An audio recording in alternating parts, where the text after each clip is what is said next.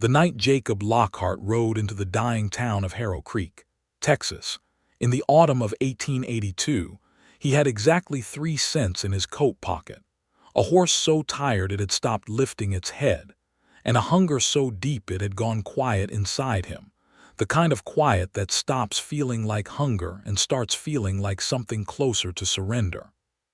He had been riding for 6 days out of Abilene, following work that had dried up before he even arrived.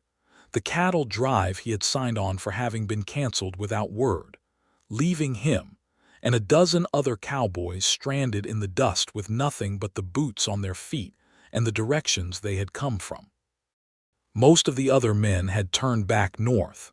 Jacob had ridden south because south was the only direction that felt like it meant something, though he could not have told you why if you had pressed him on it. Harrow Creek was not much of a town.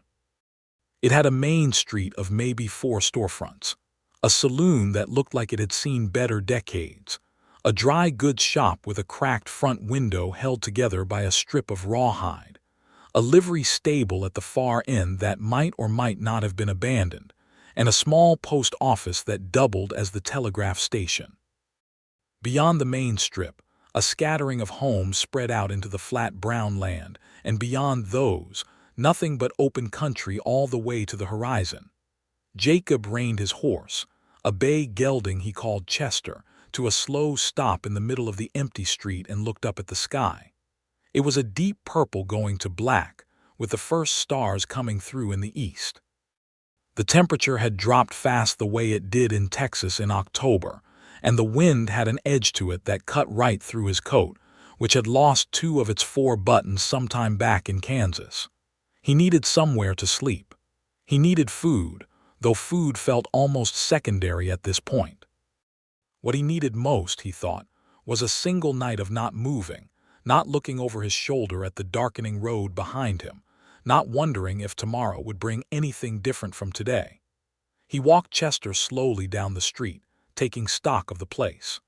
The saloon was lit and he could hear piano music from inside, thin and slightly off-key, drifting out into the night air. He thought about going in, asking about work, maybe getting someone to spot him a meal in exchange for something, though he could not think what he had to offer. His saddle was good leather, old maker's saddle he had gotten off a man in Colorado who owed him wages and had nothing but gear to show for it. He was not willing to part with that. He was still turning his options over when he noticed the farmhouse. It sat back from the road about 100 yards east of the main street, behind a low fence of wooden posts and wire, and it was lit from within, warm yellow light pushing through 2 windows on the front face of the building. It was not a grand house by any measure, but it was solid, built of weathered pine boards with a covered porch running along the front, and a stone chimney from which smoke was curling in a pale thin line against the darkening sky. Behind the house he could see the shape of a barn, and beside the barn a chicken coop and a garden plot, and the whole small property had the feeling of something that was being held together by will alone. There was a sign on the gatepost, and Jacob squinted at it in the fading light. It read in neat but faded letters, T. Dawson, board and grain. Reasonable. He sat there a moment looking at the sign, a boarding house, or at least a place that offered rooms. The reasonable part made him feel the weight of 3 cents like it was a physical object pressing against his ribs. Still. He dismounted, tied Chester to the post with the kind of efficiency that came from years of the same motion, and walked up to the front door. He knocked twice, deliberate and not too loud, the kind of knock a man uses when he is aware that he is asking for something and wants to announce that awareness before the door even opens. There was a pause, and then the sound of movement inside, and then the door swung open, and Jacob Lockhart was unprepared for Theresa Dawson. She was 31 years old, though she carried it in a way that had nothing to do with age and everything to do with experience. She was tall for a woman of her time, nearly reaching his chin, with dark brown hair that had been pinned up at the back of her neck, but was doing its best to come loose around her temples in soft tendrils. Her eyes were a particular shade of brown-green that caught the lamplight from inside, and seemed to hold it, like still water in September. She wore a plain gray work dress, the sleeves rolled up past her elbows, and an apron that had flour on one side and what looked like axle grease on the other, which was the kind of combination that told you something immediate and true about the kind of woman she was. She looked at him with the measured, unsurprised expression of someone who had been looked at with all manner of intentions and had learned to read them quickly. "Help you?" she said. "Yes, ma'am," Jacob said. He took his hat off, which felt like the right thing to do. "I saw your sign. I'm looking for a place to sleep tonight, just the one night." She looked at him with that steady gaze. Then she looked past him at Chester, who was standing at the gate with his head hanging in exhaustion. "You got money?" she asked. It was a direct question, not unkind, simply practical. Jacob met her eyes. He had learned, in 34 years of navigating the world without much in the way of resources, that honesty delivered plainly, and without apology generally got further than anything else. "I have 3 cents, he said, "which I understand does not cover a room, but I am a fair hand at most kinds of work, and if you have anything that wants doing I will do whatever you can think of tonight and through tomorrow morning to make up the difference. I am not asking for charity. I am asking for the chance to work for what I need." Theresa looked at him for a long moment. The wind moved between them, lifting the edge of her apron. Behind her, from somewhere deeper in the house, there was the small sound of a child's voice asking something indistinct. "Just a moment," she said, not to him specifically, and half-turned to call back into the house. "I heard you, Eliza. I will be right in." She turned back to Jacob. She studied him again with those careful eyes. Whatever she was looking for or whatever she found seemed to be sufficient. "You can sleep in the barn," she said. "It is dry and there is hay. Your horse can be stabled there too, and I will see he gets water and grain." She paused. "Supper was an hour ago, but there is leftover cornbread and cold beans. You look like you need to eat something." Jacob felt something loosen in his chest, something that had been wound tight for days. "Thank you, ma'am," he said, and he meant it with the full weight of a man who does not say things lightly.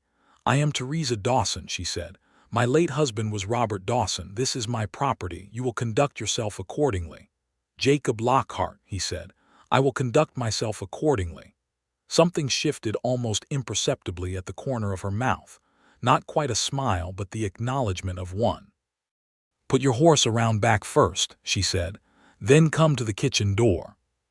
She closed the front door, and Jacob stood there on the porch for a moment in the dark, hat in hand, feeling the specific and overwhelming gratitude of a man who has been met with basic human decency when he had quietly prepared himself for the alternative. He led Chester around to the barn, found the latch, and swung the wide door open.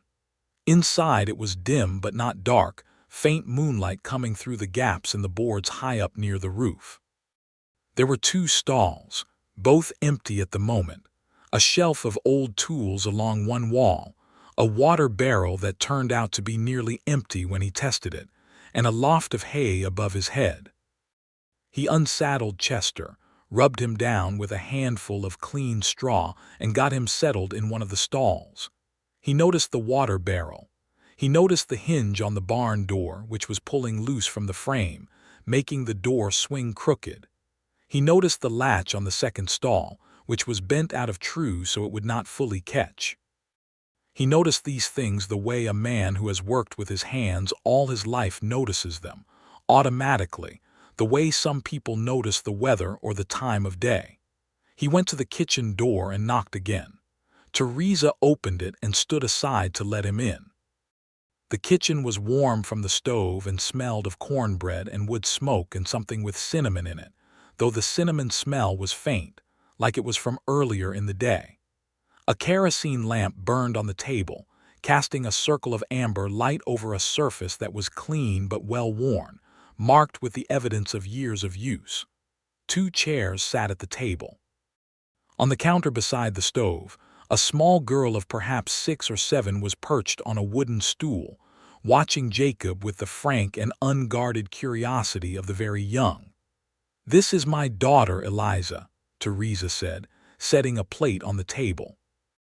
The plate held a wedge of cornbread and a bowl of beans beside it, still slightly warm from the stove. She had reheated them, Jacob realized. She had taken the time to reheat them. "Evening, Eliza," Jacob said. "Why is your coat missing buttons?" the girl asked. "Eliza," Theresa said in a tone that was quiet but absolute.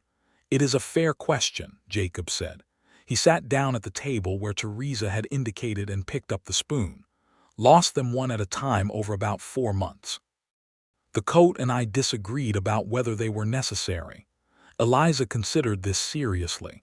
"Mama would say they are necessary." "Your mama sounds like she knows what she is talking about," Jacob said. He ate. He ate with the careful deliberateness of a hungry man trying not to look like one. Though the beans were good, and the cornbread was some of the best he had tasted in recent memory. Slightly sweet with something in it he could not identify. Theresa moved around the kitchen, cleaning up from the earlier meal, not hovering over him but also not leaving the room, and the quiet between them was easy in the way that the quiet between people sometimes is when nobody is pretending to be something they are not. "How long have you been on the road?" she asked after a while. 6 days out of Abilene," he said.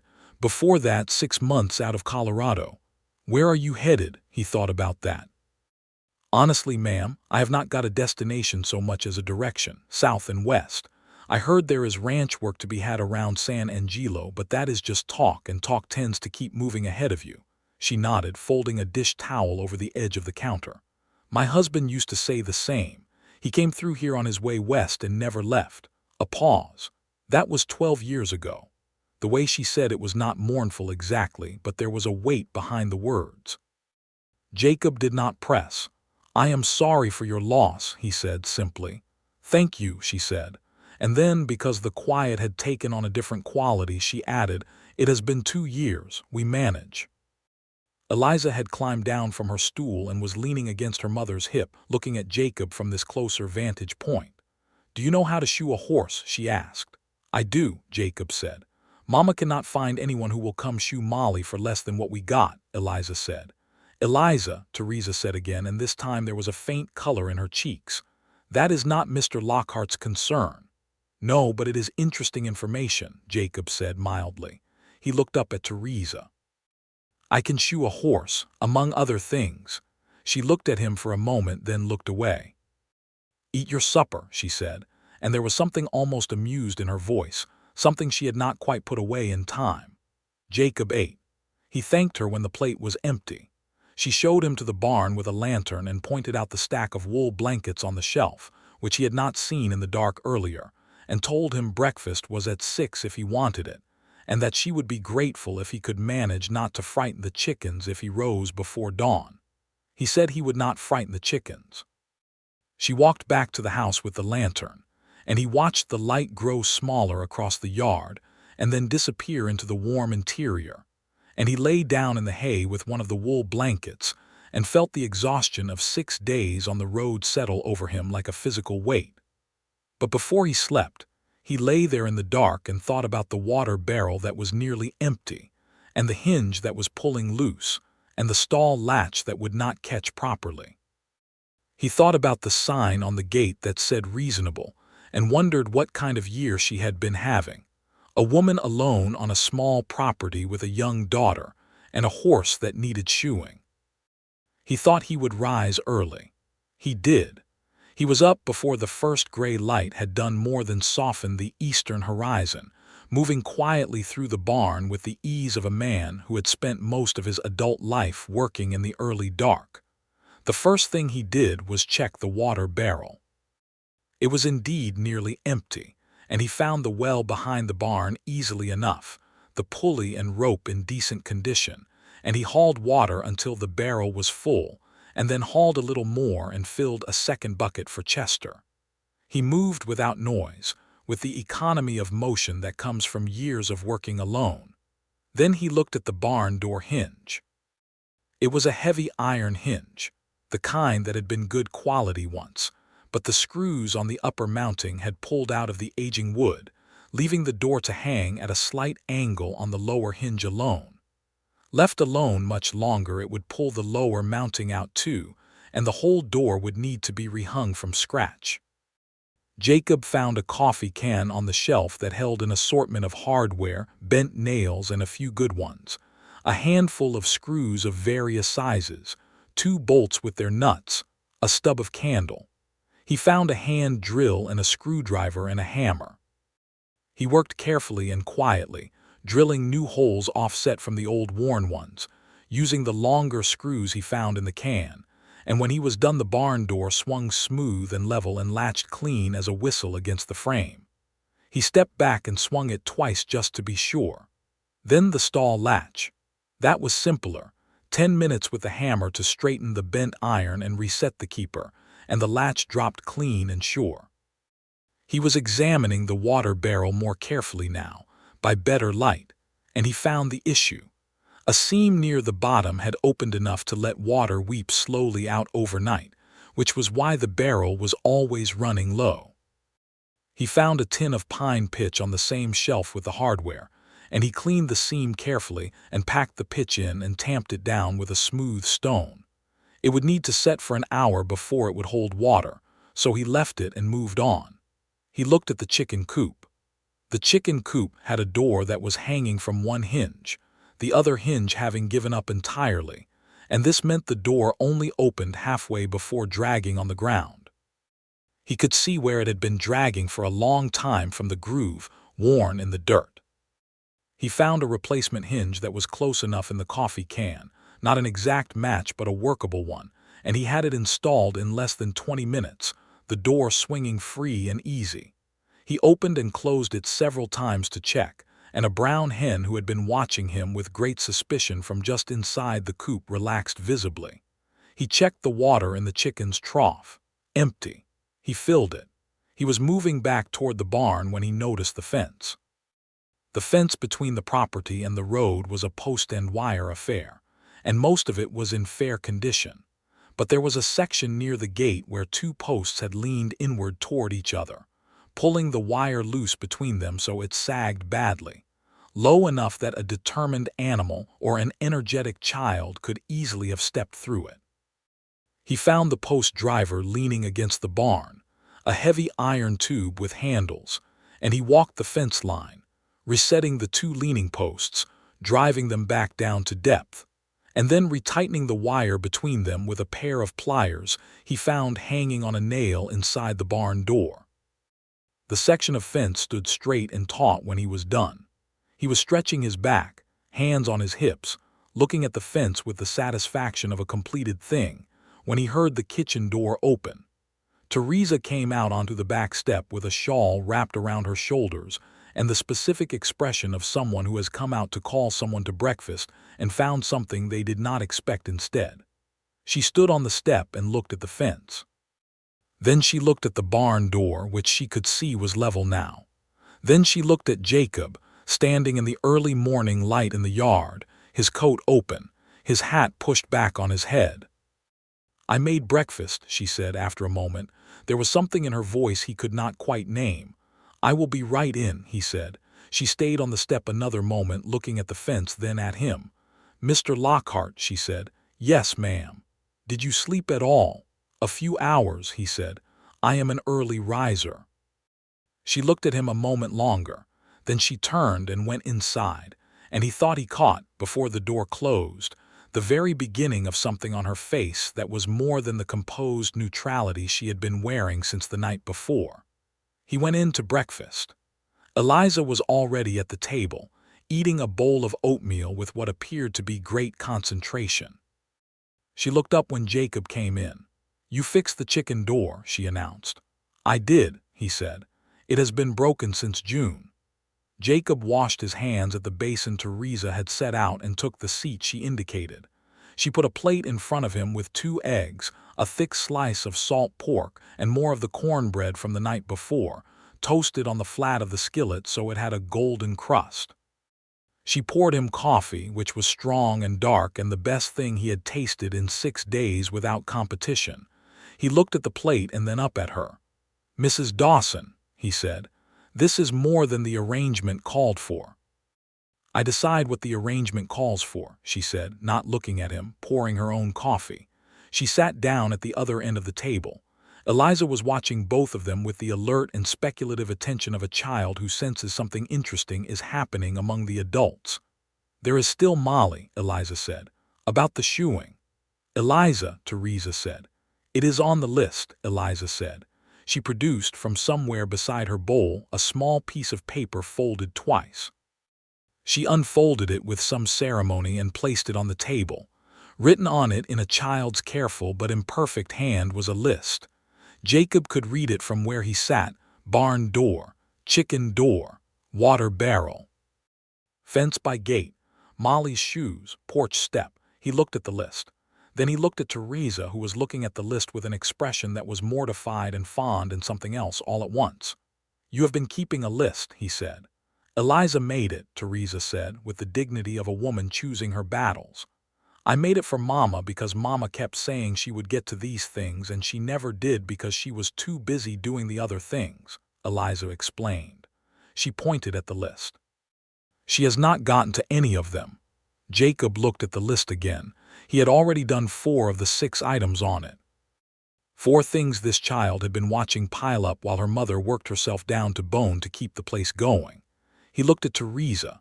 She was looking down at her coffee cup with a carefully neutral expression, but there was something around the set of her jaw that told him she was aware of exactly what he was seeing and how much it cost her to sit here and let him see it. "The water barrel needs an hour to set," he said, in a matter-of-fact tone, as if reading from his own internal list. "The pine pitch I packed it with should hold after that. Which is the porch step?" Theresa looked up. "Mr. Lockhart, you have already done more than the 1 night's lodging required." "I am aware," he said. "Which is the porch step?" A pause. She looked at him and he held her gaze, and there was a moment between them that felt longer than it was, the way certain moments do, where everything is ordinary on the surface and something entirely different is moving underneath. "The middle step," she said finally. "The board is cracked through. I have been putting a piece of flat wood over it." "I saw that," he said. He had noticed it when he came in the night before and again this morning. "I will look at it after breakfast." Eliza picked up her spoon again with the satisfied air of someone whose project has come together as intended. After breakfast, Jacob went a look at the porch step. The middle step was indeed cracked through, split along the grain nearly the full width, and the piece of flat wood laid over it was itself starting to crack from being stepped on daily. It was not a difficult repair, but it required a proper piece of lumber, which Jacob found after a 20-minute search of the barn and the side of the property, leaning against the back wall of the barn behind a collection of old fence posts. 2 good pieces of pine board, dry and sound. He selected one, measured it against the broken step with his eye, marked it with a nail scratch, and cut it to length with the handsaw he had found hanging in the barn. He pulled the cracked board out and fitted the new one in, nailing it down with even, clean strokes of the hammer. He pressed his boot to it when he was done, and it did not give even slightly. That was 5. Molly was a gray mare of about 12 years who had been standing in the small pasture behind the barn since Jacob had arrived, and who watched him with the intelligent, put-upon expression of a horse who knows she needs something and is tired of waiting for it. He looked at her feet from over the fence and confirmed what Eliza had said.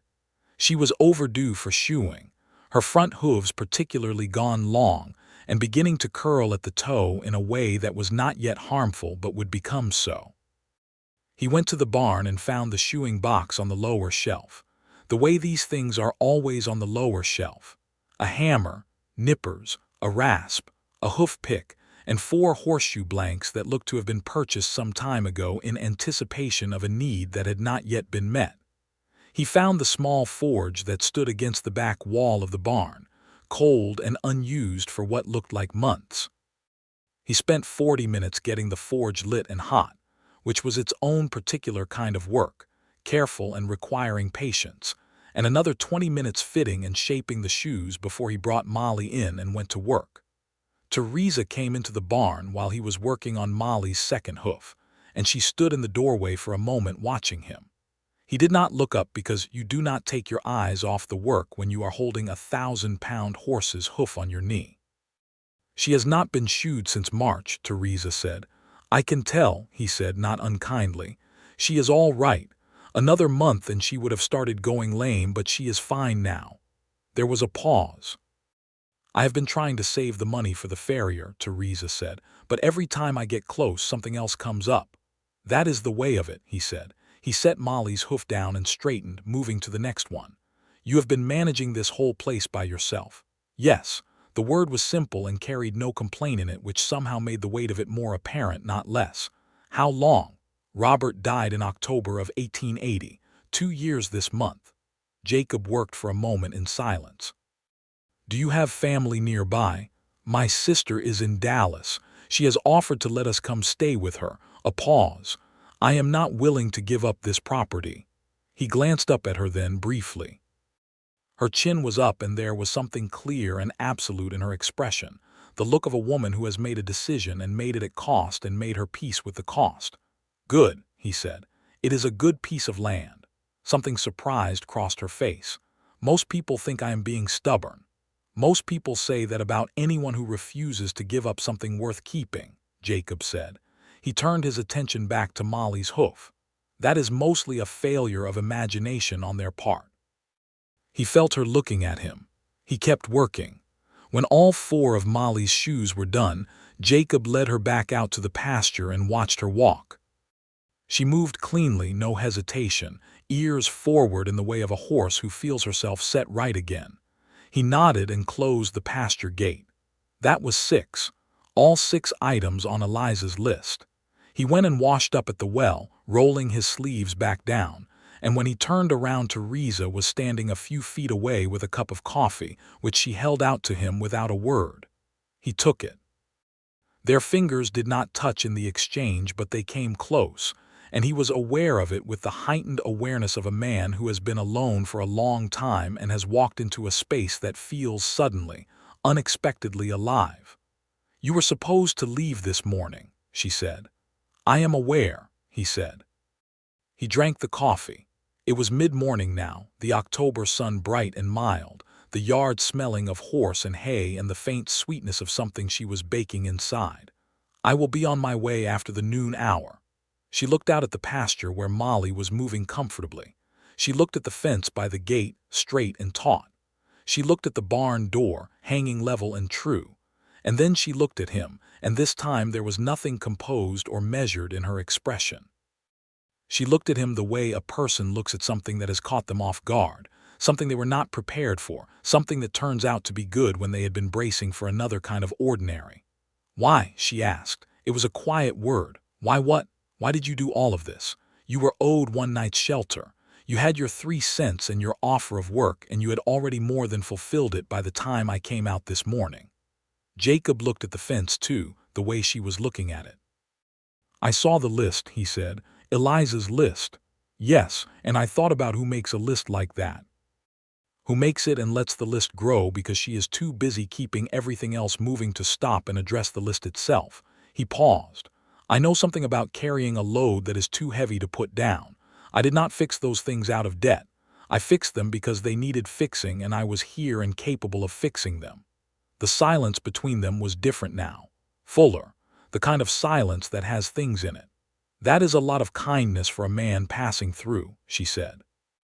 Maybe I am a lot of man, he said, and the corner of his mouth moved. And this time she did smile, a real one, brief and unexpected and entirely genuine, and it changed her face in a way that Jacob Lockhart felt somewhere behind his sternum. A shift, a settling, like something that had been misaligned for a long time suddenly finding its true position.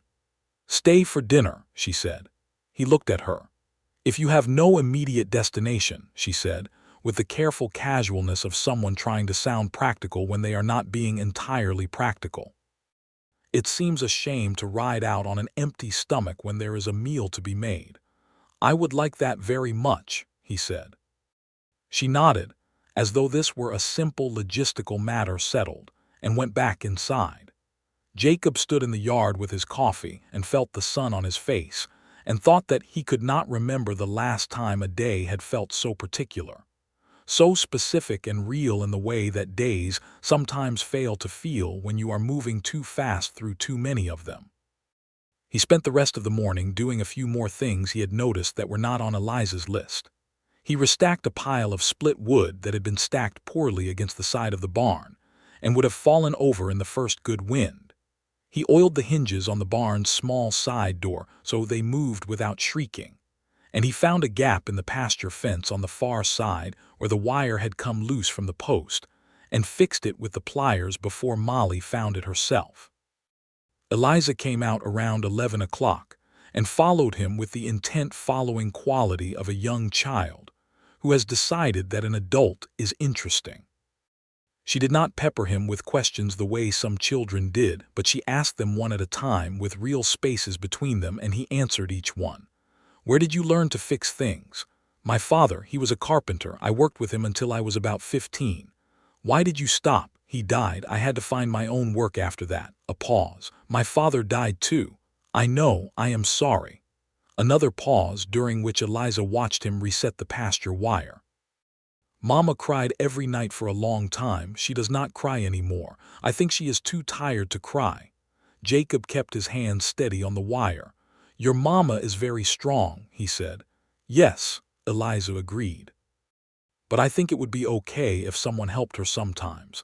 She will not ask for help, though. She says we manage." "You do manage," he said, "but managing and being all right are two different things." Eliza seemed to find this statement deeply satisfying. She nodded seriously and clasped her hands behind her back. "I am going to go help set the table," she announced, and walked back toward the house with the purposeful dignity of a 7-year-old with a mission.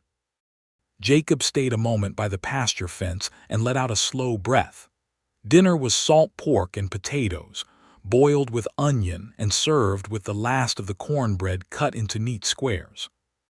Theresa made it look effortless, which Jacob now understood was a practiced illusion, and she talked during the meal with more ease than she had the night before, asking him about his life on the road in a way that was genuinely curious rather than politely conversational.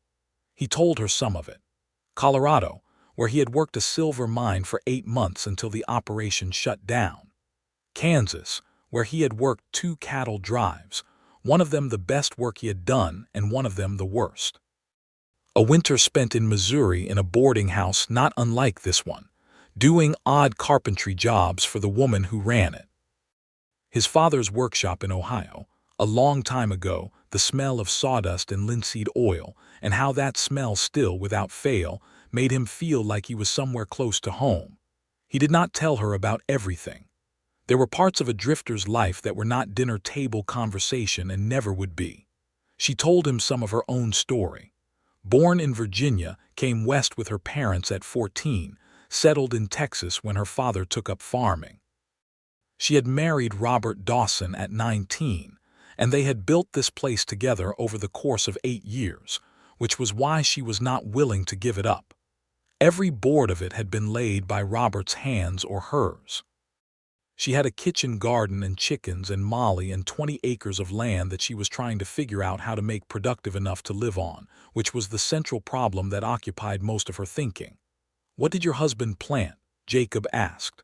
"Wheat mostly, some corn, but I cannot manage the plowing alone and I cannot afford to hire it done." She said it flatly, factually. "I have been keeping the chickens and the garden and selling eggs at the dry goods store. That is what we have been living on." Jacob turned his coffee cup in his hands. "There are crops that do not require the same level of plowing," he said slowly. "Sorghum, for one. It is hardier than wheat and the market for it has been good. There are ways to manage a smaller field." She looked at him. "You know farming too?" "A bit. I have worked it in a few places." He paused, not saying it is simple, but it might be worth thinking about. She was quiet for a moment, then she said, "You know, Mr. Lockhart, you are not what I expected when I opened that door last night." "What did you expect?" "Someone who would take the barn and the food and be gone by sunrise." She said it without accusation, simply as a fact about the world she had learned to operate in. "I would have been," he said, "if there had not been a list." That almost smile again, real and fleeting and doing its work on him without any apparent effort. "Eliza's list," she said, Eliza is a sensible person. She is, Theresa said, with the warm and complicated affection of a mother looking at a child who contains multitudes. The afternoon passed. Jacob had intended to leave after dinner, and instead found himself still in the yard at 3 o'clock, because Theresa had mentioned, almost without meaning to, that the chimney had been smoking a little strange for the past several weeks, and she was not sure whether it was the chimney itself or the damper. He told her he could take a look, because a smoking chimney was a potential danger and not something to leave to speculation. The damper was the culprit, a small piece of iron that had corroded at its pivot point and was not opening fully. He worked it back and forth carefully, applied some of the bacon grease from the kitchen as a lubricant, which was not ideal but was effective, and got it moving cleanly again. When Theresa lit the kitchen stove that evening, the smoke went straight up without hesitation, and she stood and watched the chimney with an expression that was partly satisfaction and partly something else, the look of a woman watching small things that have been wrong for a long time being made right. "You should stay another night," Eliza said from her stool by the counter. Theresa looked at Jacob. He looked at Theresa. "I do not want to impose," he said. "You are not imposing," Eliza said decisively. "You are helping. Those are different things." Theresa pressed her lips together in the way of a woman suppressing something. "One more night in the barn," she said finally, as if arriving at this conclusion through careful reasoning. "There is plenty of hay." "I appreciate it," Jacob said. After supper that evening, Eliza went to bed and the house was quiet, and Theresa and Jacob sat on the front porch, because the evening was cool but not cold, and the sky was enormous and filled with stars the way the Texas sky gets in October, that vast specific darkness that makes a person feel at once very small and very present. She had brought 2 cups of coffee and they sat with them, not talking for a while, and the silence was easy in the way it had begun to be, comfortable in a way that Jacob found strange because he was not a man accustomed to comfortable silences with anyone, having spent most of his adult life alone enough that silences were just the ordinary texture of time passing. "Robert used to say this was the best part of the day," Theresa said, looking up at the sky. "Sitting out here after Eliza was asleep. He said it was the only time the whole property belonged to just the 2 of them." Jacob looked at the sky. "He sounds like he was a good man." "He was," she said. "He was not a perfect man, but he was a good one. He worked hard and he never raised his hand or his voice to me or to Eliza, and he was always honest with me even when the honest thing was difficult." She paused. "I think that is what I miss most, someone who was honest with me even when it cost them something." Jacob let that sit. "Can I ask you something?" he said after a moment. "You can ask," she said. "Why did you let me in last night? You did not know me." A woman alone on a property with a child, a man knocks at the door after dark asking for shelter. Most women would have sent me off. She was quiet for a moment. "I almost did," she said. "I had my hand on the door to close it." She looked at the yard, the fence, the dark shape of the barn. "But you took your hat off." He looked at her. "Most men who come to that door looking for something, they stand there with their hat on," she said, "like they are owed the conversation. You took your hat off before I even spoke. And you looked at me straight, not around me or through me, straight at me, and you told me exactly how much money you had." She paused. "A man who will tell a woman he has 3 cents in his pocket is a man who has decided honesty is worth more than pride. I find that persuasive." Jacob was quiet for a moment. "You took a chance," he said. "I have been taking chances for 2 years," she said. "Most of them smaller and more dangerous than you." He laughed, a real one, low and surprised, and she smiled at the sound of it. And they sat there under the October stars with their coffee going cold, and the night settled around them like something patient and good. The next morning Jacob rose before dawn again, this time not because there were things on a list, but because it was simply who he was, and he found, to his mild surprise, that Theresa was already in the kitchen. She looked up from the stove when he appeared at the kitchen door. "I thought I would beat you up this morning," she said. There was something almost playful in it, a tone he had not heard from her before, lighter than the careful practicality of the day before. "I have not slept past 5 in 20 years," he said. "Then we are alike in that." She pointed at the table. "Sit. I'm making flapjacks." He sat. He watched her move around the kitchen in the early light, efficient and sure in a space she had mastered over years, the particular confidence of someone in the exact right environment.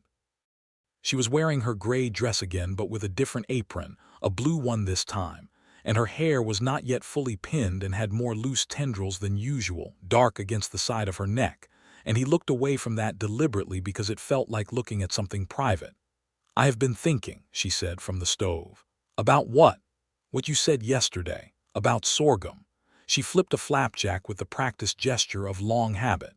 "I looked at what we still have in the barn.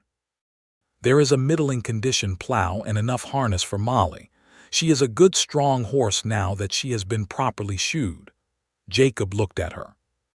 "You would need someone to help manage the plowing. A single horse can do it, but it takes longer." "I know." She was quiet a moment. "There is a man in town, Henry Puckett. He has 2 large draft horses, and he has been known to hire them out with himself included for plowing." She set a plate of flapjacks on the table and sat down across from him. "I did not ask him before because I did not have the money. But the farrier I was saving for is now handled, and eggs have been selling well, and if I am careful I think I can manage it by spring." Jacob poured syrup, which was real maple syrup, which surprised him, and she caught his expression. "Robert had a standing order with the dry goods for it," she said. "It is one of the few things I have kept. Some things are worth keeping even when the budget argues otherwise." He thought of what she had said the night before about Robert, someone who was honest with me even when it cost them something. He thought about the maple syrup and the way she said some things are worth keeping. "He sounds like he left good things behind him," Jacob said. She considered this. "He did," she said. "He left me this land and Eliza and the knowledge of what a good man is like to live with. Those are all things worth having." They ate. Outside, the morning was coming in clean and clear, a bright October day with the quality of light that is particular to the Texas autumn, golden and sharp and honest.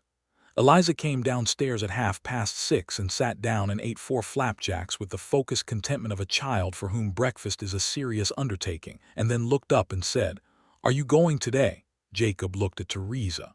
Theresa looked at her coffee. "I have to get moving," Jacob said. He kept his voice straightforward. "I have been here 2 nights, more than I planned." "Plans change," Eliza said. "Mama's plans change all the time." "Eliza," Theresa said. "They do," Eliza said, entirely without apology. "You planned to shoe Molly yourself, and that did not happen either." Jacob stood to clear his plate and caught Theresa's expression, which was the complex expression of a woman who has been outwitted by her 7-year-old and is not entirely displeased about it. He washed his plate and set it on the counter. He picked up his hat from the peg by the door where he had hung it the night before. He turned it in his hands. He looked out the kitchen window at the yard, the barn door level and true, the fence straight, the pasture where Molly was already moving in the morning sun with the easy, confident stride of a horse who has been properly cared for. He thought about San Angelo. He thought about the work that was always allegedly to be had just beyond the next horizon. He thought about 3 cents and a woman who made room at the table anyway. "Mrs. Dawson," he said. She looked at him. "If the offer stands," he said, carefully, deliberately, because he was a man who chose his words as he chose his tools, for what they were actually capable of doing, "I would like to stay through the week. There are a few more things I notice that want attention, and I can be useful to you while I am here. After that, I will move on and not be a burden to you."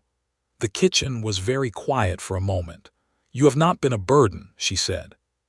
She said it simply, not like a courtesy, like a fact. "Then I will stay the week," he said, "if it suits you." She looked at him for a moment longer, and again he had the sense of something moving underneath the composed surface of her, something deciding. "It suits me," she said. The week became 2 weeks. It happened the way these things happen, not with any dramatic announcement or sudden decision, but with the natural accumulation of days that have enough good in them to make leaving feel not quite like the right move yet. Jacob fixed the loose boards on the porch where two more besides the step had begun to flex underfoot. He repaired a section of the kitchen garden fence that the autumn rabbits had been using as a thoroughfare. He rebuilt the woodpile to see them through most of the winter, spending 3 full days splitting and stacking, because the supply Theresa had was insufficient for January and February, and he could see it as clearly as he could see anything. He rode into town twice, once to the dry goods store for supplies she needed, and once because he had heard from the store owner, a lean and taciturn man named Aldridge, that there was a man in Harrow Creek looking to hire labor for a few days to repair a barn roof. Jacob hired himself for 3 days and came back with $11, which he gave to Theresa. She looked at the money and looked at him. "Jacob," she said, and it was the first time she had used his given name, and neither of them pretended not to notice it. "Put it toward the plowing come spring," he said, "or toward whatever the next emergency is, because there is always a next emergency." She held the money in her hands for a moment. Then she folded it carefully and put it in the tin box she kept in the kitchen cupboard, the box where the money lived. She closed the cupboard door. She turned around. "I want you to know something," she said. Her voice was steady, but there was something underneath it that was not entirely steady. "I am not a woman who accepts charity." "I know," he said. "This is not charity," she said. "I know that, but I want you to know that I know it, because there are people in this town who would say otherwise, and I want to be clear between us." He looked at her. "It is clear between us," he said. She nodded. Something released in her shoulders almost imperceptibly. "Good," she said. He stayed. He slept in the barn the first week and well into the second. But on the 12th night, a cold snap came through that dropped the temperature to something genuinely wintry, the first real cold of the season. And Theresa came out to the barn in the morning and found him up and working despite the cold, but clearly having not slept particularly well in it. And she told him that the spare room had a proper bed and a stove, and he could use it because she was not going to have anyone freezing in her barn when there was an empty bed in the house. He moved his gear to the spare room, which was small and neat and smelled of cedar from the chest in the corner. And that night, he slept in a bed for the first time in what felt like a very long time, and the quality of the sleep was different from any sleep he had had in years. Not just rest, but something more settled than that, a sense of being in the right place, which was an unfamiliar sensation for a man who had spent so long moving that he had half forgotten what not moving felt like. He lay in that quiet room and thought about Theresa Dawson with a directness and honesty that he could afford in the dark alone, that she had begun to occupy space in his thinking that no one had occupied in a long time, and that the occupation of that space felt not like a problem, but like something he wanted to think about carefully and honestly, because she was a serious person and deserved to be thought about that way. He thought about her hands, which were capable and sure, and had the small scars of a life spent working. He thought about her voice, which was direct and quiet and occasionally, when she was not guarding it, very warm. He thought about the way she laughed when something surprised her, which was rare and therefore, when it came, entirely worth waiting for. He thought about the fact that she had a daughter she was raising alone on 20 acres of dry Texas land, and that she was doing it with a kind of fierce, unapologetic grace that he found more impressive than anything he could put adequate words around. He thought about the fact that he had been a drifter for a long time, and that drifting had been, for a long time, not a choice but a necessity, a response to circumstances that never quite stilled long enough for him to stop. He thought about whether stopping was something that could happen to a man like him. He fell asleep thinking about it, and in the morning he got up and helped with breakfast without being asked, because by now they had fallen into the rhythms of shared household work in the way that people do when they are practical and present with each other, each doing what wanted doing without negotiation, moving in the same space without collision, which is its own kind of intimacy. 3 weeks into his stay, Something happened in town that Jacob would have preferred not to have happen. He was at the dry goods store with Theresa, helping carry supplies, when a man named Garrett Cole walked in. Cole was a large, well-dressed man of about 45 who owned the largest cattle operation in the county, and who had, from what Jacob had gathered by listening in the way a quiet man does, been interested in purchasing Theresa's property since before Robert Dawson died. He had made offers, which had been refused. He had made them again after Robert's death, and they had been refused again, more emphatically. Cole looked at Jacob with the flat, calculating gaze of a man accustomed to assessing threats and opportunities simultaneously. He looked at Theresa. "Theresa," he said. He did not say Mrs. Dawson. "Mr. Cole," she said. She said Mr. Cole very deliberately. "I see you have helped these days," Cole said. His voice was pleasant in the surface way of a man who uses pleasantness as a tool. "I do," she said. She did not elaborate. Cole's gaze moved to Jacob and stayed. "I do not believe I have met you," he said. "Jacob Lockhart," Jacob said. He did not offer his hand. "You working for Mrs. Dawson?" The question was framed as casual curiosity but had an edge under it. "I am helping on the property, yes," Jacob said. Equally casual, equally edged. Cole turned back to Theresa. "My offer on that land stands, Theresa. In fact, I have revised it upward. Whatever Lockhart here is being paid, I can pay you 3 times that in a single purchase price, and you and your daughter would be comfortable." Theresa looked at Cole with the expression of a woman who has heard this before and found it no more compelling the 2nd or 5th time. "I appreciate the offer, Mr. Cole," she said. "My answer is the same as it has always been." "It is a hard life for a woman alone," Cole said, and the pleasantness dropped slightly. "I am not alone," Theresa said. She said it simply, but Jacob caught the way she said it and felt it land. Cole looked between them again. Something moved behind his eyes, a reassessment. Then he smiled, the smile that does not quite reach the eyes, and said, "Well, my offer stands. You know where to find me." He purchased what he had come for and left. Theresa watched him go. Then she looked at the shelf of flour bags in front of her with great concentration for a moment, as if she were reading something in them. "He has been making that offer for 3 years, she said. "I know," Jacob said. "I heard." She looked at him. "I am not going to sell," she said. "I know that too," he said. "You made that clear." She held his gaze for a moment. "I meant what I said," she said, "when I said I was not alone." Jacob was aware of Aldridge behind the counter, very carefully attending to his inventory ledger. "I know you did," Jacob said quietly. They walked back to the farm with the supplies without saying much more, but there was something between them that had shifted, the way things shift after something has been said that could not be unsaid, and the shift was not uncomfortable. It felt like the landscape after a long overdue rain, the same land but somehow more itself than before. That evening, after Eliza went to bed, they sat on the front porch again. It was cold enough now for their breath to show faintly in the air, and Theresa had a blanket around her shoulders. The stars were the same stars and the quiet was the same quiet, but Jacob felt the pull of what he wanted to say with a clarity that made him careful. "Theresa," he said. She looked at him. It had become natural now, the first name on both sides. "I want to be honest with you about something," he said. "All right," she said. "I told you I would stay the week and then move on," he said. "And then the week became 2 and now we are at 3.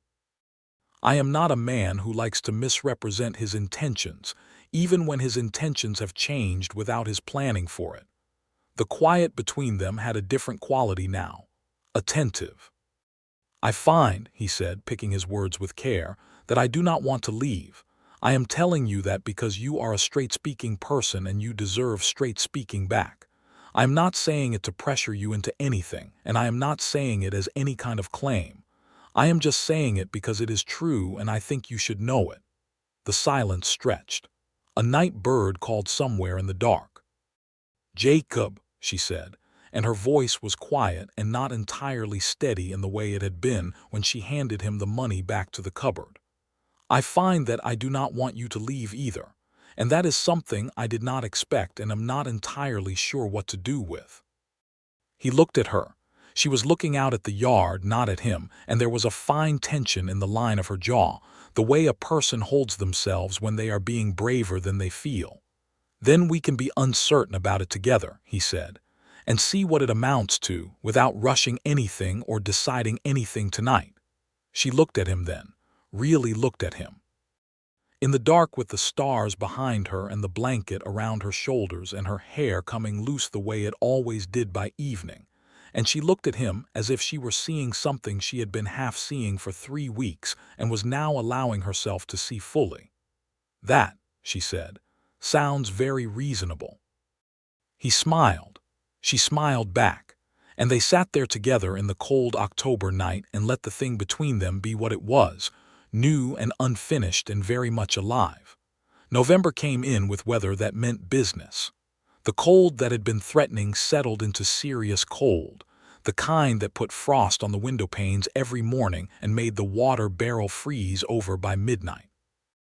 Jacob spent a full 2 days weatherproofing the barn, packing gaps in the boards with a mixture of sawdust and pine pitch, checking the roof for weak points where snow would pool and add weight.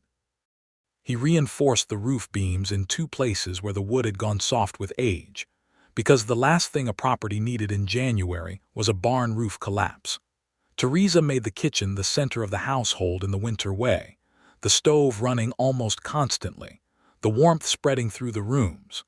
She baked bread twice a week and made soups from dried beans and the last of the autumn vegetables and the salt pork they had put up, and the whole house had the smell of something being cared for.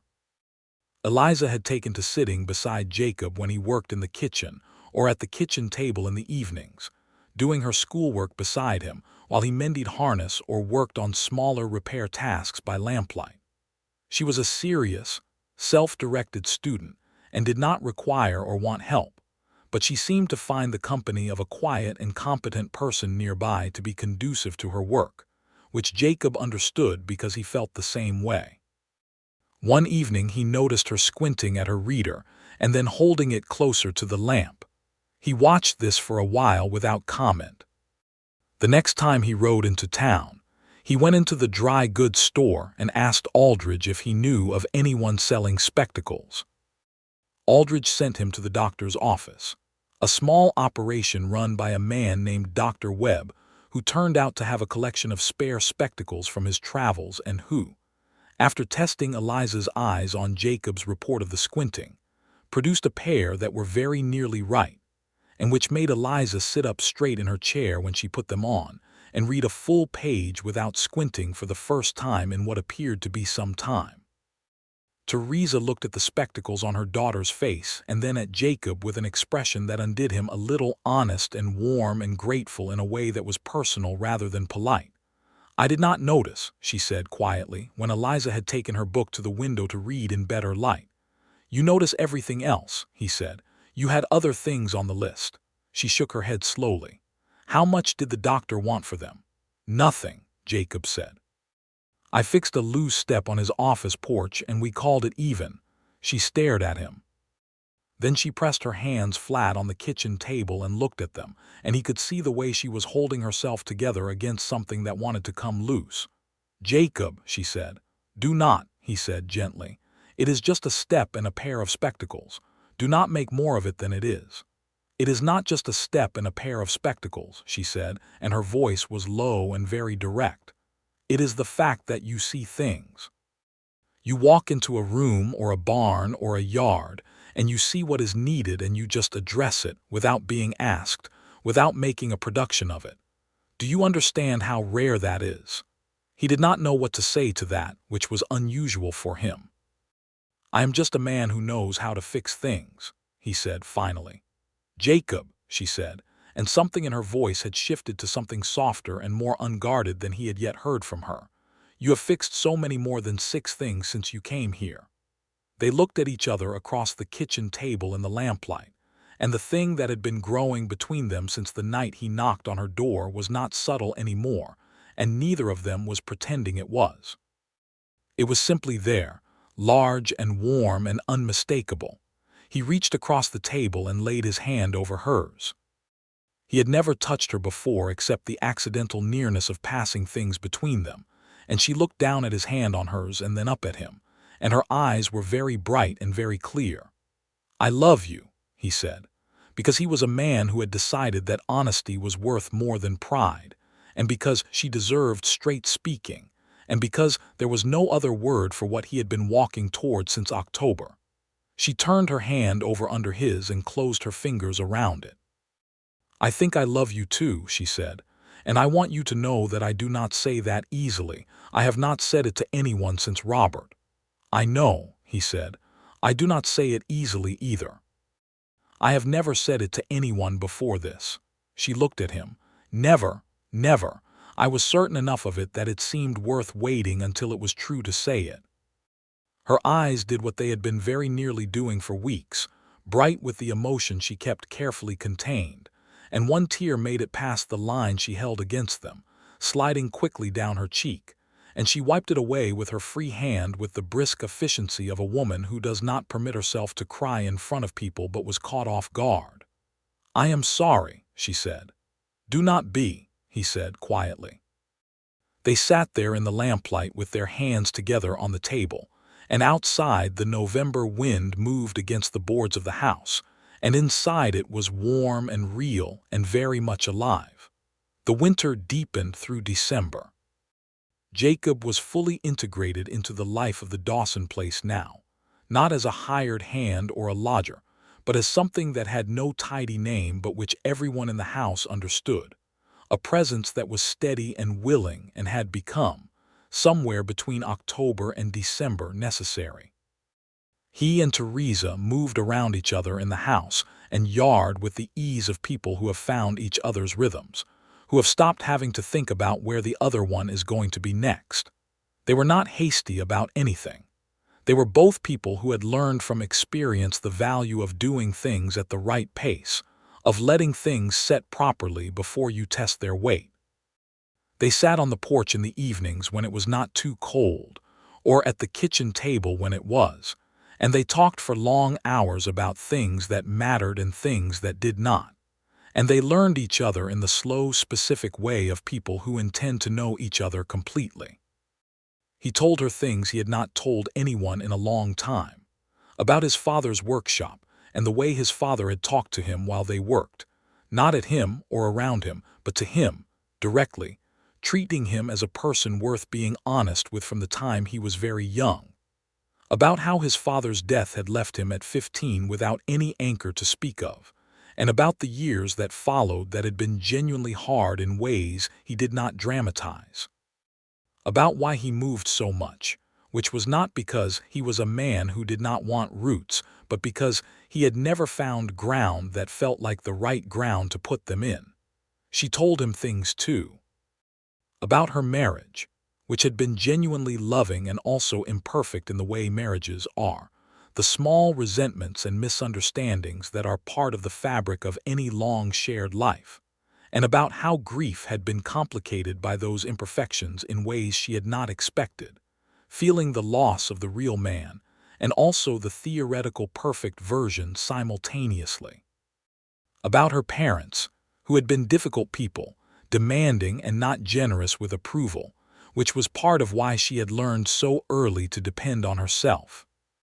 About what it had been like to be a woman trying to manage land and a business and a child in a world that assumed she needed someone to manage it for her, which she did not, but which she would not have minded help with all the same.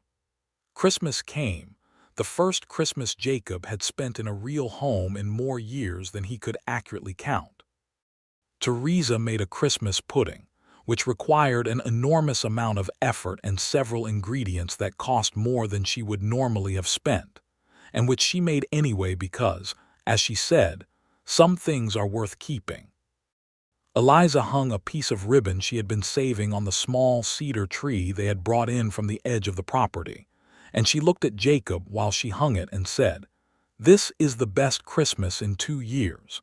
With the frank accuracy of a child who does not adjust her assessments to spare feelings.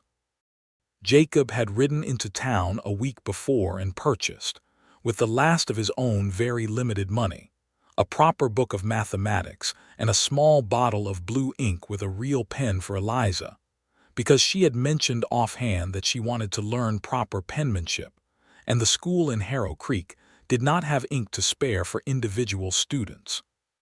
He had also purchased a small length of blue ribbon for Theresa because he had seen her look at a spool of it in the dry goods store and then put it back, and he had gone back the next day for it.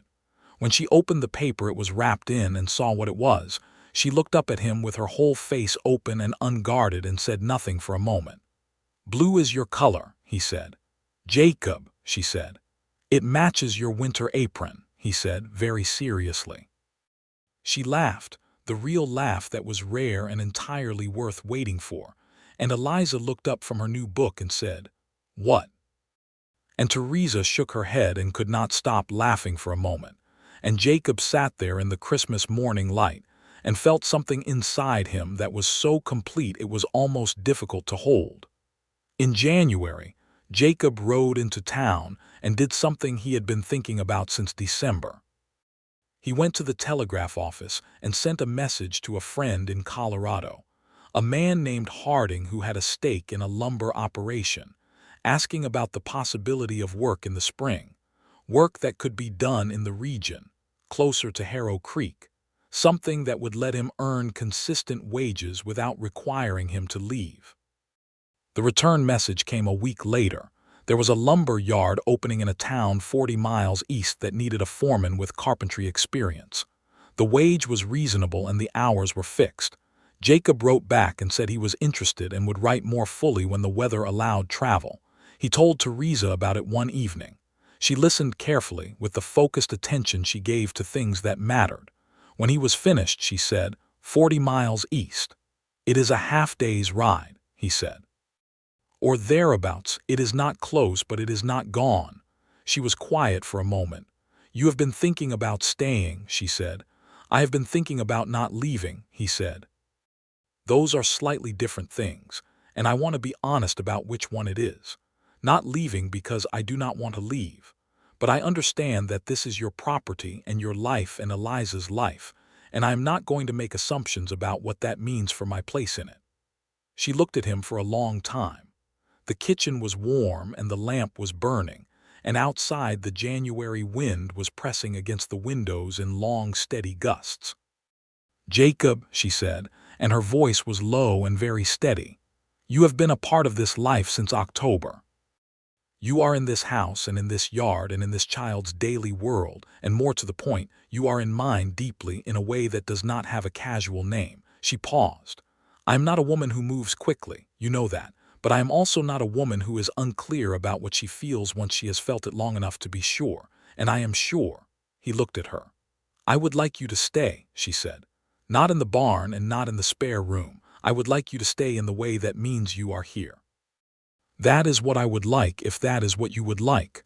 "That is what I would like," he said. "Then we should probably talk about practical things," she said, and she was suddenly very practical in her tone, which was how she handled the things that moved her most, by addressing the logistics of them with great seriousness, and he knew this about her now and loved it.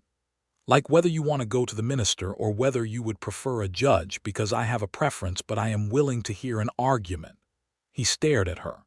"You are proposing to me," he said. "I am proposing that we handle this in the correct order," she said, without any loss of composure. "The question of the ceremony is secondary to the question of the intention." "I believe we have already addressed the intention." "We have," he said. "Then yes," she said, "I am proposing to you. If you find that disagreeable, you may propose back." "I do not find it disagreeable in the least," he said. He reached across the table and took her hand the way he had in November. "The minister," he said. "I would like it done properly." She looked at his hand holding hers. Then she looked up at him with those brown-green eyes that had been reading him honestly since the night she opened the door to him, and she said, "The minister it is." They were married in February of 1883, in the small Methodist church at the edge of Harrow Creek, on a cold, clear morning when the light was very bright and the air smelled of pine and frost. The minister was a thoughtful man named Pastor Gideon, who had been part of the Harrow Creek community for 15 years, and who seemed genuinely pleased by the occasion. Aldridge from the dry goods store came, and Dr. Webb, and two women from town who had become, over the winter months, something like friends to Theresa, Mrs. Calloway and her daughter June.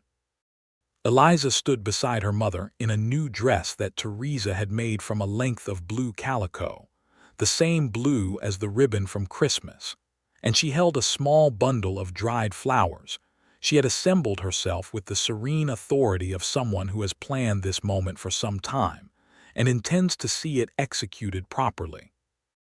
Jacob stood at the front of the church in his best clothes, which were not remarkable, but which were clean and pressed, and he had gotten his hair cut the day before in the Harrow Creek barbershop.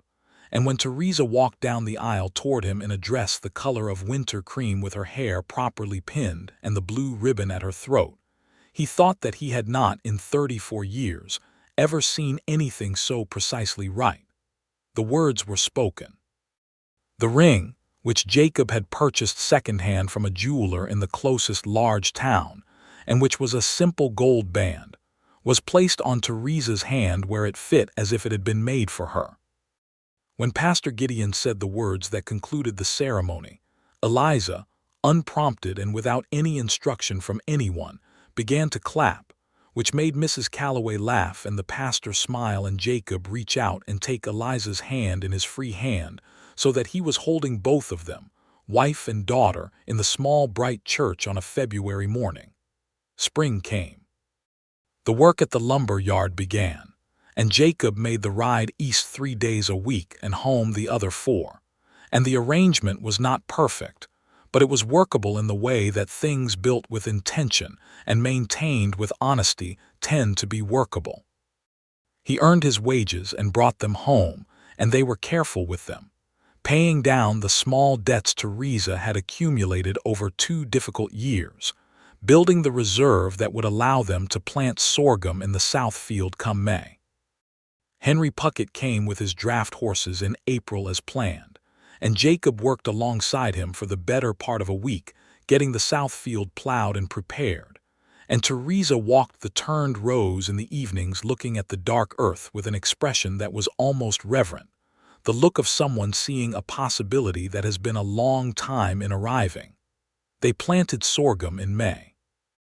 They planted together, Jacob and Theresa, with Eliza carrying the seed bag between them and very carefully not stepping on the rows, and the work was hard and took 3 long days, and at the end of the 3rd day, they sat on the porch in the late afternoon light with their hands dirty and their backs aching, and 2 cups of cool water between them, and Theresa leaned her head against Jacob's shoulder in the easy way of a person who has found their right place beside someone, and said, "I never thought this field would be planted again. It is planted now," he said. "Because of you," she said. "Because of both of us," he said. She was quiet for a moment. The light moved across the field, gold and long, the way it does in the late afternoon of a Texas spring, and the turned earth was dark and waiting and full of what it had been given. "Jacob," she said, against his shoulder, in a tone he had come to know very well, the tone that was the most unguarded one, the one that came out in the evenings when the day was done and her armor was down. "Yes," he said. "I am going to have a baby," she said. He was very still for a moment. Then he turned and looked at her. She lifted her head and looked back at him, and on her face was the expression he would remember for the rest of his life, the combination of joy and uncertainty and hope that is particular to the moment when a future that was not planned for reveals itself. "When?" he asked. "November," she said. "Dr. Webb says November." He looked at her face, this woman who had let him in out of the October dark with 3 cents in his pocket and a broken-down horse, and had given him food and shelter and the chance to be useful, and had become, without any plan or arrangement, the person around whom his whole life had reorganized itself. He put his arms around her carefully, the way you hold something that is both strong and precious, and she leaned into him and they sat there in the spring light looking at the sorghum field together. "November," he said, into her hair. "Yes," she said. "Then we have work to do," he said. He meant it practically and in every other sense too, and she understood that because she understood him now, completely. The way you understand a person when you have been honest with them from the beginning, and they have been honest back. The summer was good. The sorghum grew, not perfectly, never perfectly in the first year, but well enough that by late summer the south field was green and tall and promising. Jacob continued the lumber yard work and increased his hours as the operation expanded, and the foreman position became something more substantial as the yard's business grew. He hired on a young man from the town to help with the heavier property work 3 days a week. A quiet Tejano boy of 17 named Diego who worked hard and learned quickly, and who Eliza regarded with the serious interest of someone encountering a new subject. Theresa's garden was the best it had been in 3 years, she said, though Jacob suspected that was partly because she was no longer managing everything alone and could give it the attention it needed. She put up 12 quarts of tomatoes and 8 of green beans and enough dried corn to see them through March, and the kitchen shelves had a fullness to them that had not been there in the autumn when Jacob arrived. In September, Jacob rode back to Harrow Creek after his 3 days at the lumber yard and stopped at the dry goods store and bought the spool of blue ribbon that Theresa always looked at and put back. He also bought a length of white linen that he thought might make a good cradle sheet because the cradle Robert had built for Eliza was still in the storage room and would need cleaning and new bedding, and he was a man who liked to have things ready. Aldridge wrapped the ribbon and the linen without comment, but when Jacob was leaving he said, without looking up from his ledger, "You have been good for her, and for that property. I want you to know people in this town can see it." Jacob stopped. He turned around. Aldridge was still looking at his ledger. "Thank you," Jacob said. "Garrett Cole has stopped making offers," Aldridge said. "That land is staying in the right hands." "People know that," Jacob nodded. "I appreciate you saying so." Aldridge waved a hand without looking up, the gesture of a man who has said what he wanted to say and considers the matter complete. The sorghum was harvested in October. It was not a large harvest, enough to pay the plowing costs and seed for next year and put a modest amount in the reserve, but it was a harvest, the first real crop off the Dawson property in 2 years, and when the wagon came from the grain buyer and they counted out what it amounted to, Theresa stood in the yard and looked at the cleared field and did not say anything for a long moment. "Next year will be better," Jacob said. "I know," she said. She turned and looked at him, and her face was so completely happy that he almost did not know what to do with it. "Next year and the year after that." "And the year after that," he said. "Yes," she said. "Exactly." Their son was born on a cold, clear morning in November of 1883, 13 months after Jacob had ridden into Harrow Creek on a tired horse with 3 cents in his pocket. Dr. Webb delivered him and reported that both mother and child were in excellent condition, which was the best news Jacob had received in his life to that point, delivered after several hours of the most carefully suppressed fear he had ever experienced, during which he had sat in the kitchen and drunk 3 cups of cold coffee and fixed a chair leg that had been slightly loose for weeks. They named the boy Robert for Theresa's first husband, because it seemed right and because Theresa asked for it, and because Jacob understood that a good man's name was not erased by a new good man's arrival, but honored by it. Robert Lockhart was born with his mother's brown-green eyes and his father's capacity for silence, which Eliza pronounced immediately to be a good combination. He was a solid, serious baby who regarded the world with watchful interest and slept with the deep confidence of someone who knows himself to be in the right place. Eliza, who had been an only child for 7 years, adapted to brotherhood with the same focused competence she brought to everything else. She held her brother with the careful precision of someone who has read about it and thought about it in advance, and she told Jacob very seriously on the first day, "He looks like someone, but I cannot figure out who." "He looks like himself," Jacob said. "Yes," Eliza said, considering. "That is probably the right answer." Christmas of 1883 was a different kind of Christmas than the one before. The house was fuller in every sense, the warmth pushed further by the presence of a baby who required constant warmth, the kitchen producing smells that were richer and more abundant, the table set for four. Jacob carried Robert through the house in the early mornings, while Theresa slept the deep sleep of a new mother. Walking the small rooms of the house he had come to know as well as any place he had ever been, the way the third board of the hallway creaked, the way the morning light came through the eastern kitchen window at a particular angle in December that was different from any other month. He stood at the kitchen window on Christmas morning with his son against his shoulder and looked out at the yard. The barn door level and true, the fence straight, the pasture empty now that winter had moved Molly to the barn, the garden plot bare and resting under its cover of straw. He looked at all of it, this particular and specific piece of the world, and felt something that he did not have adequate words for, had never had adequate words for, the feeling of being exactly where you are supposed to be. Theresa appeared in the kitchen doorway in her robe, her hair loose and her eyes still soft with sleep, and she looked at him and then at Robert on his shoulder and the morning light in the window, and she leaned against the doorframe and just looked at the picture of it. "Merry Christmas," she said. "Merry Christmas," he said. She crossed the kitchen and stood beside him at the window, her shoulder against his arm, and they looked out at the yard together.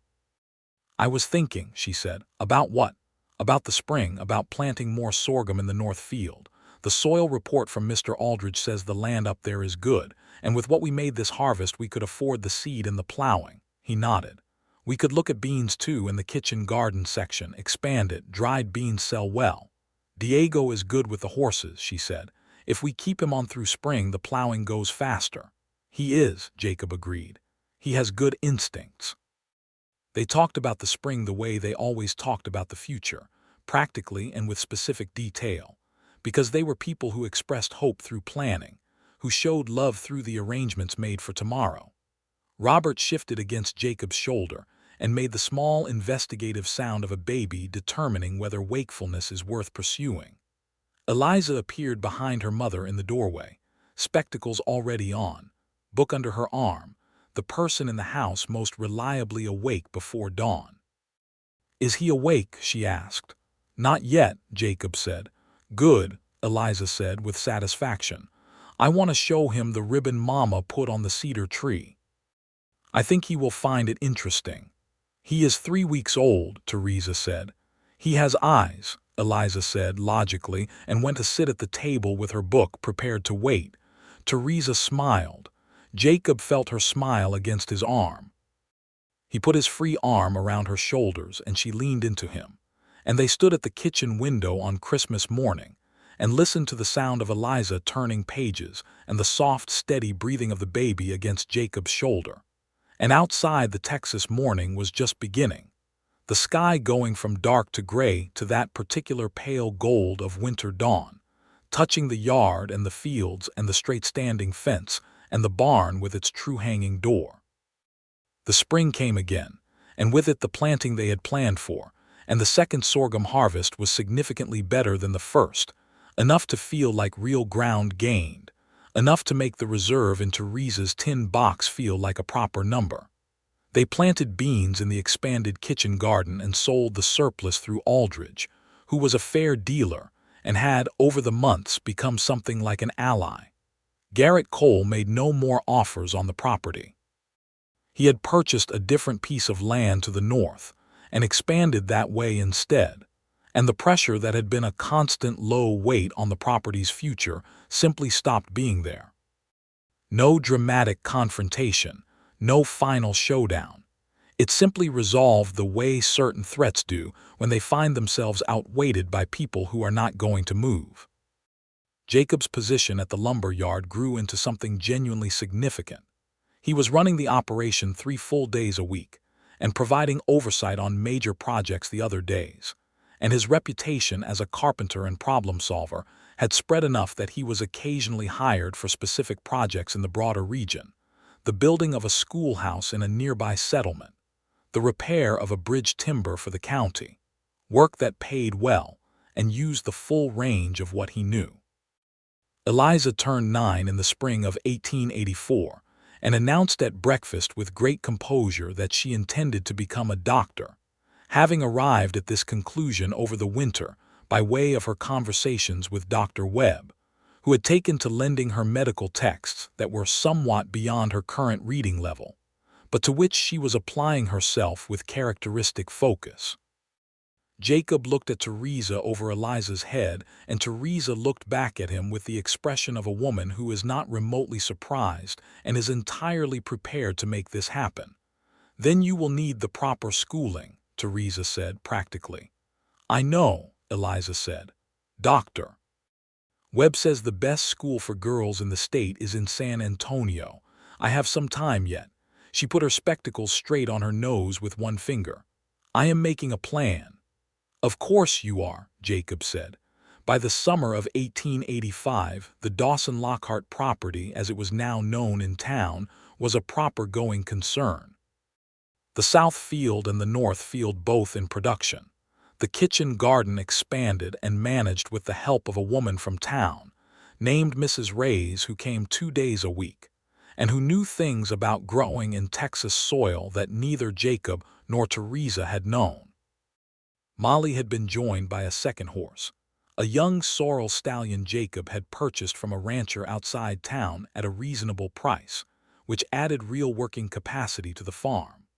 Robert had grown from a watchful newborn to an energetic and curious 2-year-old who followed Jacob around the yard and barn with the devoted trailing persistence of a very small shadow, reaching for every tool Jacob touched with the focused interest of someone who intends to understand how everything works.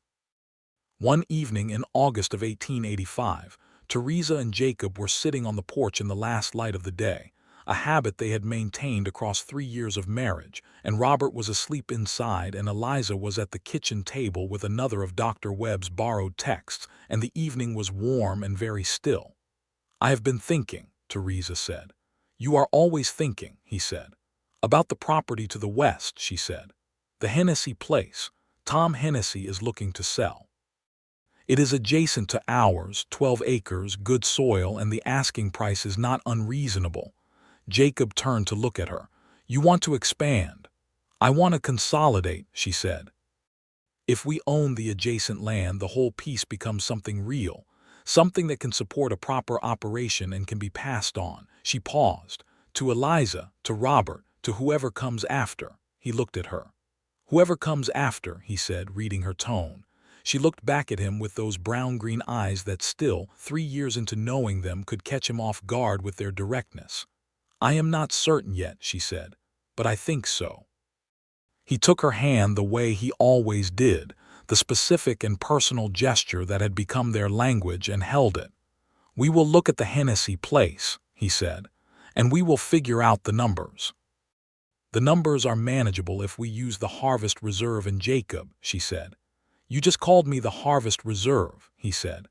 "I called you by name in a sentence about the Harvest Reserve," she said, completely straight-faced. He laughed. The real laugh that was as rare for him as hers was for her. She smiled at the sound of it, the way she always did, as if the sound of it was something she collected. They bought the Hennessy place in October of 1885. 3 years to the month after Jacob had ridden into Harrow Creek on a tired horse with 3 cents in his pocket. The additional 12 acres expanded the sorghum operation to a scale that made real sense, and the combined property was something that a person could look at and call a farm without qualification. Their second child was confirmed in November. Theresa told Jacob in the kitchen on a Tuesday morning, while Robert was making serious architectural experiments with a collection of wooden spoons, and Jacob was eating breakfast before the ride east. He put his coffee down and looked at her. She was looking at him with the expression that he had seen when she told him about Robert, the joy and the uncertainty and the hope, all at once. He stood up and went to her and kissed her forehead and then her cheek and then very quietly her mouth, which made her close her eyes for a moment with an expression of very private happiness. "June," she said when he stepped back. "Dr. Webb says June." "June," he said. "All right." Robert looked up from his architectural work on the floor. "What?" he said. "You are going to have a sibling," Theresa told him. He considered this with the serious face that was entirely his father's expression on a 2-year-old's features. "Will it be nice?" he asked.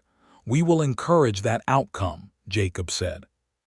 Their daughter was born in June of 1886, on a warm morning when the sorghum in the south field was already knee-high, and the kitchen garden was producing in earnest, and the house smelled of everything that was growing.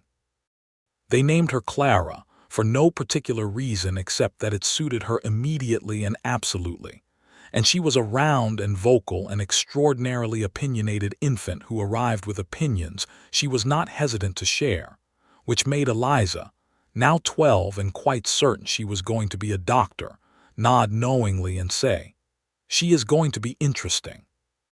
"All my children are interesting," Theresa said, from her bed, with the serene authority of a woman who has done something she is proud of. Jacob sat on the edge of the bed with Clara in his arms, which was a different experience than Robert had been, Robert having been quiet where Clara was vocal, watchful where she was immediate, and he looked down at this small, furious, perfect person, and felt what he had felt holding Robert and would have felt holding every child of his no matter how many there were. The enormous and humbling weight of something trusted completely to your keeping. Theresa watched him.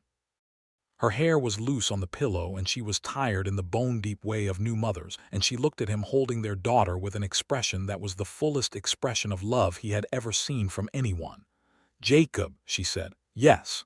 Do you remember what you said the night I let you in, about the work you would do?" He smiled. "I said I would do whatever you could think of." "You said that," she agreed. "And I have been thinking ever since, and I cannot think of anything else." He looked at her. "You have done everything," she said. "Every single thing."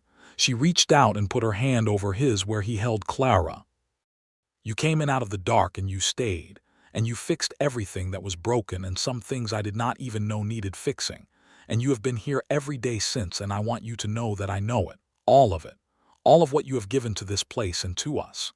He looked at her hand over his, and at Clara between them, and at the room they had made together over 3 years of shared living, the room that was theirs in every sense of the word. "I want you to know something too," he said. "What?" "That night I knocked on your door," he said. "I had been on the road for 6 days and I had 3 cents and I was looking for one night's shelter and nothing else.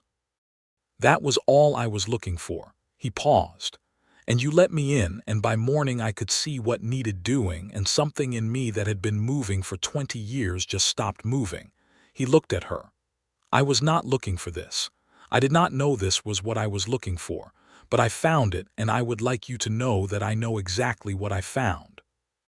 Theresa's eyes did what they very occasionally did, the one tear that made it past the line she held, and she pressed her lips together and nodded, because she was a woman who felt things deeply and held them carefully and expressed them honestly when the moment was the right one. "I know what I found too," she said.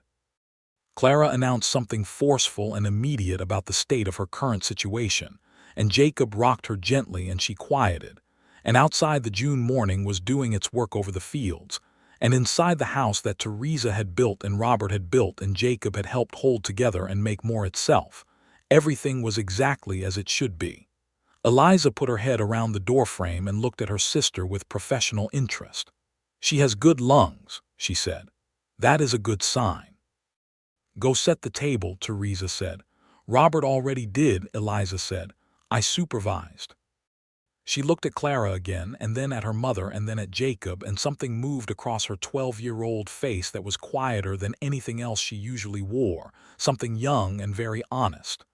"We are a good family," she said, not to either of them specifically, just to the room. Jacob looked at Theresa. Theresa looked at Jacob. "Yes," he said, "we are."